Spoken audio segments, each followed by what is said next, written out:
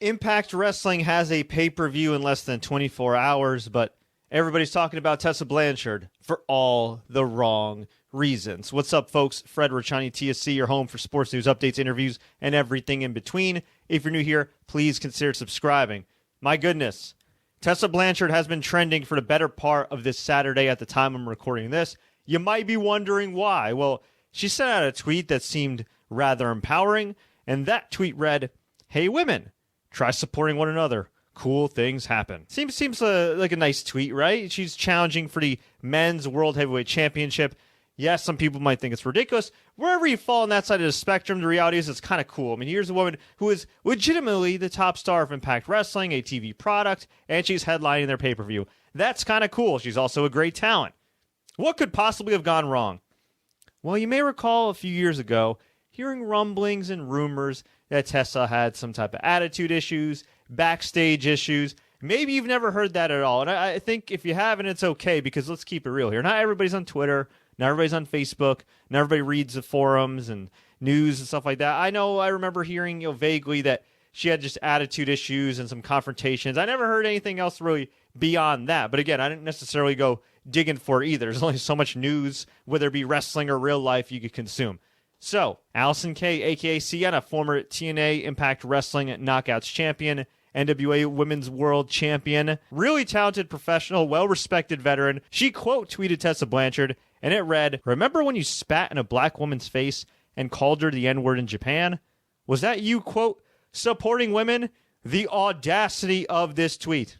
So here is a well-respected veteran wrestler who's booked in a lot of places, including WWE and Impact Wrestling in the past, and most recently NWA as far as a national level, calling Tessa Blanchard a racist, saying that she used the N-word and spat in a black woman's face. And then the plot thickens. Chelsea Green, who just debuted on NXT TV, also was on Raw the last couple of weeks, quote tweets Tessa, "You've consistently put down, bullied, and belittled countless female coworkers, including me. Is that support?" Then, later in the day, Black Rose, aka La Rosa Negra, she quote tweets and she says, "Sienna and Chelsea Green, thank you so much. That's my story. Yes, that happened in Japan in 2017. If Tessa does not remember it, I can. I'm not a mean girl with any coworkers around the world. Be kind of racist is not ridiculous. It is a sickness." There you have Rose confirming, hey, you know what? You did do that because I was a victim of that. But it gets worse.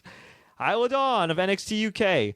As somebody who experienced your bullying firsthand and received regular verbal abuse, was spat on, had rumors spread about me, dealt with multiple attempts by you to blacklist me from other companies, plus more, I just pray that you now follow your own advice. Priscilla Kelly, remember publicly putting me down on Twitter last year for something that didn't involve you whatsoever, then continuing to drag my name to other people for it? And then Allison Kay had a follow-up, and she said, "The reason I've never said anything until now, it was because it was not my story to tell. I made it clear to La Rosa that I had her back, and today was the day she gave me permission. Can't force someone to come forward, but you can be there for them. That is, quote, supporting women." Then there's Rebel, a.k.a. Tanea Brooks, formerly of Impact Wrestling, currently on the hair and makeup crew for AEW. She says, "I like to think people can change over time, but I can confirm the bad behavior and non-supportive attitude in Japan.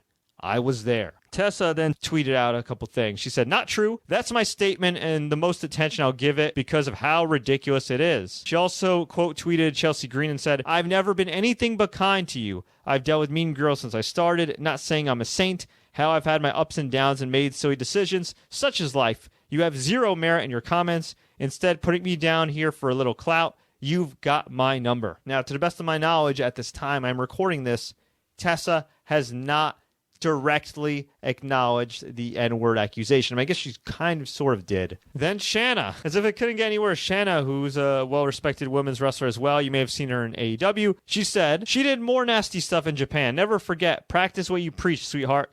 I stand by La Rosa. She's a fun-loving person who would never disrespect anyone. Much love to you, Rosa." Wow. To summarize this story right here, the top performer in a national organization, that being Impact Wrestling, which has TV throughout Canada and the US via Access TV and the Fight Network, she is being accused of using the N-word. She's being accused of bullying. She's been accused of using her influence to hold people down. That is a bad deal. You could say, hey, backstage attitude, beef, whatever. And you know what? I don't even think this would be that big of a deal if she was outed as a bully, okay? It's not good. It's pretty bad. Don't get me wrong. Bullying is bad. But when you add the racial component to it, when you add the fact she's spit in a black woman's face and called her the N-word, that's a pretty bad deal. And if you're Impact Wrestling, look, you have a hard enough time getting attention on Access TV in the States, which doesn't have a lot of clearance. You have a hard enough time selling traditional pay-per-views in a post-WWE Network world. And now you have this happen less than 24 hours before Tessa Blanchard is challenging Sami Callihan for the Impact Wrestling World title. If I were Impact, I'd beat Tessa. If you want to continue to book her, whatever, look, it's well within a promoter's right to book Tessa or somebody else that is quote-unquote problematic and linked to unsavory things. But it is also well within my right as an observer to say, you know what? I don't give a damn. I ain't going to cover it. I ain't going to talk about it. I'm going to block it out of my mind, and, well, y'all have fun in darkness. So it's a really bad look, and it's very disappointing because I am a fan of Tessa Blanchard's work. I think she has seriously improved these last couple of years, but it's not just how you act in the ring, it's how you act out of the ring. And before people bring up examples of other dudes, other dudettes who have acted out of turn before, who have been linked to unsavory things before, that are now in national promotions, look, two wrongs don't make a right. Assuming this is all true, based on all these accusations, I mean, she got what's coming. This is some serious karma right here between not being signed by WWE, between getting trashed like this. And people might say, well, she could change. People can change over the course of time. Notice, this is in 2017 that this happened. She was still in her 20s. That's an adult. Now, there's a chance that she grew up since then, that she has been more mature. I haven't heard a lot of stories about backstage confrontations or anything like that from her in the last couple of years. But what that also shows me is that she can't be that mature because obviously she didn't make amends with the people that she wronged, particularly La Rosa Negra. And that, to me, is a serious deal. If Rosa's career has been negatively affected because of that incident, then to me, and I don't know whether it has or it hasn't, I'm not backstage, but I know for a fact I haven't heard as much about La Rosa Negra as I did a few years ago. I remember actually watched her live. I think she had a match with Angelina Love, and I was sitting next to Shelton Benjamin, of all people, who was there for a signing, and we were both thoroughly impressed by her. And for a while, I just kind of never heard about her again. And maybe that's why. I mean, I know she's still been active here and there, but you never know. There's a deep political underbelly in any entertainment field, pro wrestling, combat sports especially. I don't know where you go from here if you're Impact, but I know if you're Tessa Blanchard and you hope to have a prominent career in professional wrestling, if you ever want to get into WWE, if you ever want to get back into Stardom, if you ever want to do anything with AEW, you got to get in front of this story and you got to own up to it. If that is truly the case, and it sounds like it is, that you use the N-word and spit on a woman's face, you got to own up to it. You got to make amends. It might be too little, too late. I'm inclined to not give a damn about her going forward and just saying, you know what, screw you, man. That's just uncalled for and disgusting behavior. That's me personally.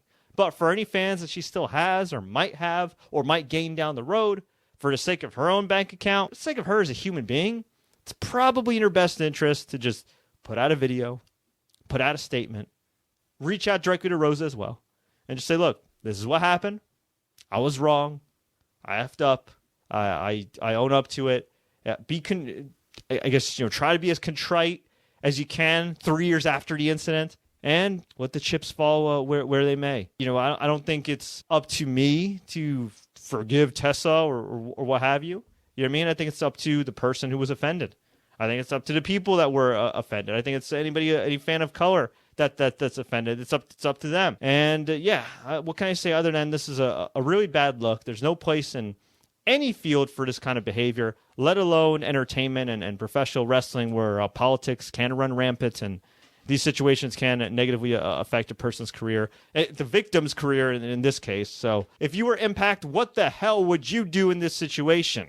If you're Tessa Blanchard, what would you do? And, if you're a promoter, would you be booking Tessa going forward? Let me know. Leave a comment below. If you enjoyed this update, like, share, take care. Please subscribe and enable notifications. Stay tuned. We got some major interviews. I've got some major 2020 goals, including conducting at least 100 interviews this year. Only got 94 more to go. I got an interview with WWE Hall of Famer The Godfather coming up very soon, so stay tuned for that. And until next time, everybody, as always, enjoy the matches and please be nice to each other. It's 2020, y'all.